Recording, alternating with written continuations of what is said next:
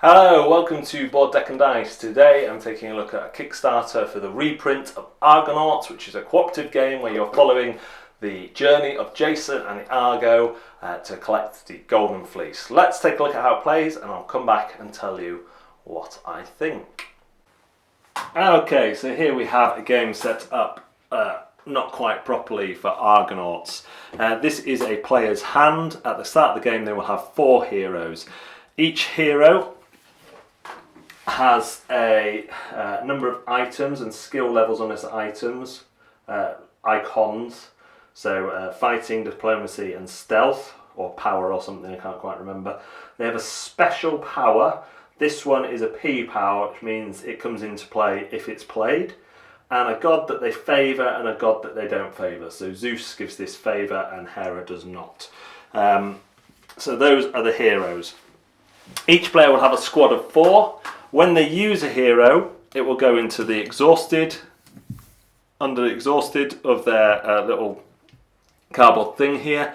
If there is a player in exhausted, a card in exhausted, it moves across to resting, and that one goes into exhausted. And then when the next one goes into exhausted,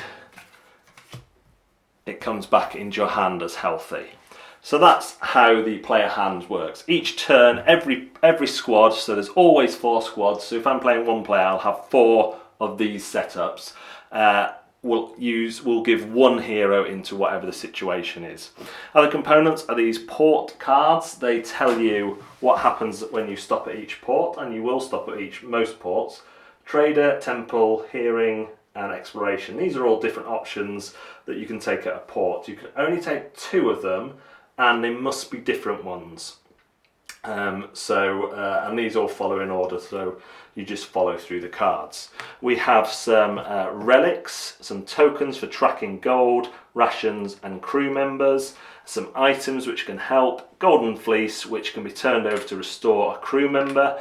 These are for the markets. If you ever go to a market in a port, you get for this one you can pay for an item for the price on it, and there is 4 items in stock. So you turn over 4, you look at them and decide if you want to buy any, and they usually sell for gold.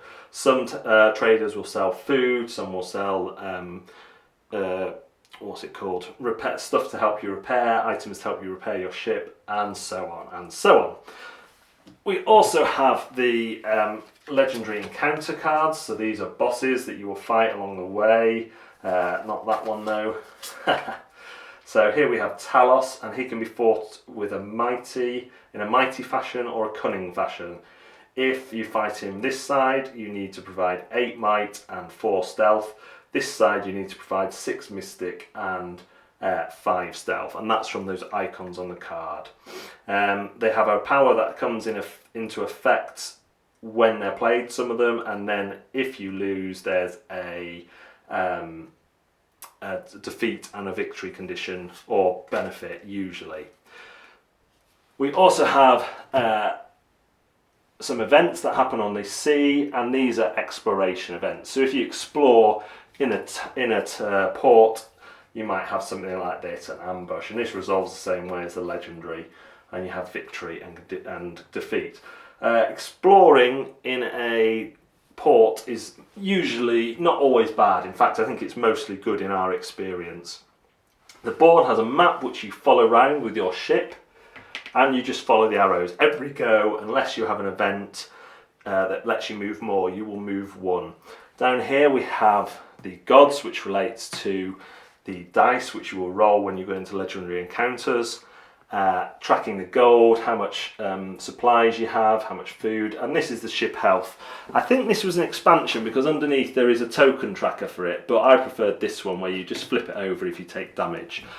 You will lose if you lose all your crew, or if you lose your ship, and you will win if you get back to Oilkos. I don't know what that says. With the Golden Fleece, which you will get the Golden Fleece whether you win or lose, but if you get all the way back, you will win. The basic setup is for hard, so you can make it easier should you choose. So on your turn, you will move 1 space, and then you will take the actions there. So if I move to Lemnos, I will look at this and decide which ones I want to do. Usually you have to exhaust someone to do one of these. So, and remember, you can only take 2 options. I will get to here, and this would be a legendary encounter. So I would turn, they'd usually be in order. So the first one is usually the Harpies. But I would resolve that, take any victory or defeat conditions, and then carry on my journey. Every time I move, I lose a ration, so you want to be picking up rations at ports as often as possible. And if you move to an open sea space, you take one of these and resolve it.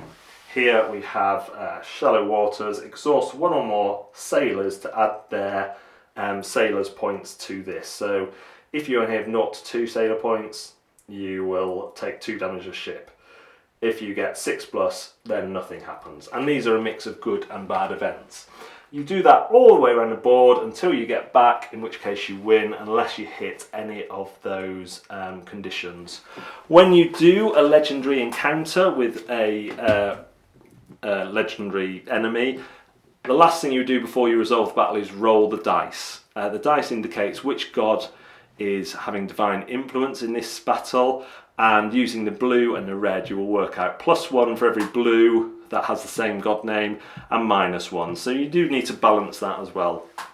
The last thing to mention is the favour of the gods, which can be used to do things like mitigate dice rolls.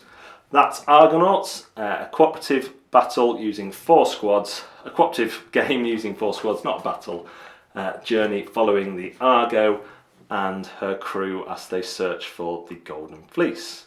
Let's go see what I thought. So I was pleasantly surprised by Jason and the Argonauts. I read the rulebook and I thought, this is going to be almost roll and move, because each turn, unless you get a good event card, you're moving 1 spot on the board. So every game you play, you're going to trace that same journey. It's assuming you get that far along it. And instantly that makes you think, this is going to be a linear game, this is going to be the same thing every time.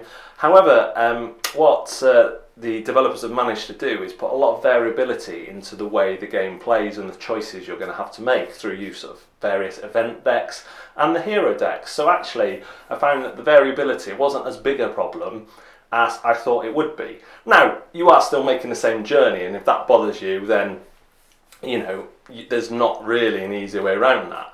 But they have put variants in there to mix up the monsters, so you don't always have to face them in the same way. There was an expansion in my copy which gave you various random monsters that you'd fight in the same way. So it worked really well. And although there is a journey element to this game, the story is all left to your imagination. And for me, I kind of prefer that. Stuffed Fables was my first experience of a story game, and that was fantastic, but I wouldn't want that kind of direction in every game I play. So I quite like that you're left to fill in the gaps while given a framework from a familiar story. We all remember those kind of jerky skeletons from the film and that sort of thing. So in terms of gameplay, the game is very hard. Most of your choices are down to essentially resource management, be that the heroes, the rations, the gold, the ship supplies, that sort of thing. Because when you run out of rations, and you run out of a ration every time you move, then you start losing ship members. And if the ship takes too much damage or your crew runs out, you lose the game. So actually managing resources, particularly rations, becomes more important than the battles you're fighting. And sometimes it might be worth not winning a battle to make your journey last longer. There's all sorts of things you can do to mitigate the luck elements. That you can use the Golden Fleece once. You have to be wise in ports about which people you use, and that limitation of only being able to use 1 hero from each squad means that you have to be quite clever about how you balance the squads out, and when you exhaust someone, most situations you don't want to be bringing in 2 heroes of the same type to your active pool.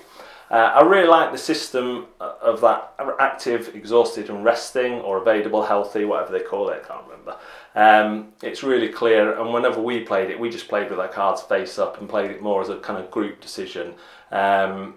If you're worried about kind of alpha gaming, you could just play it secretive, but people are going to know what you've got, as you go along anyway. I think for me it's better at 2 players, and that's because you have more to do. Because you're only ever putting 1 hero from a squad in at any one time, then that means that if you've just got 1 squad, you've only got a choice between 2 or 3 cards, 4 at the start, but for most of the time between 2 cards. And so the choice isn't really, sometimes it's not a choice at all, it's really obvious. Whereas if you've got 2 squads, you're looking at between the 4 cards saying I can play one of these, which is the best combination, which powers will kick off each other and help us survive this encounter. The game is really hard. The default mode in the rules that I was sent is set up for hard, so bear that in mind. You might want to play on an easier setting. To be honest, we got 3/4 of the way around most times. I'm trying to think if we ever finished it, I'm not sure we did. But the game is really hard, but really satisfying and surprisingly so. A few people who I've played it with were got into it halfway through once they understood. It's not a difficult game. These rules are early, so I expect them to get better, and I expect more heroes and more variability to be added as the Kickstarter goes on. So if you're looking for a fairly neat co-op game, an alternative to the pandemic system, which is one that I don't particularly like, the pandemic system, not this one, then this is a neat game that might be the one you're looking for. The link to the Kickstarter will be down below. Thanks very much for watching Board, Deck and Dice. We'll see you next time.